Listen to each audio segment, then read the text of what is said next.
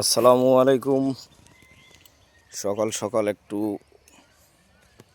Working করতে বাইর হলাম।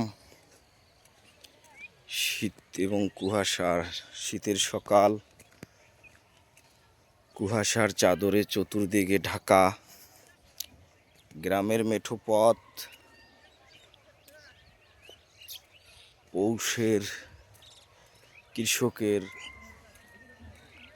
মাঠ ভরা ধান এবং ধান কাটার একটা দৃশ্য। এগুলো শুধু অনেক সৌন্দর্য। এই যে কৃষকরা মাঠে ধান কাটতেছে, মার্শাল্লাহ অনেক ধান হয়েছে। এই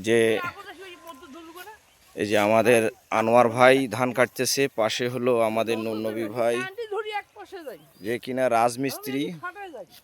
উনি হাতুড়ি বাড়াল দিয়ে এখন ধান কাটার জন্য আসছেন।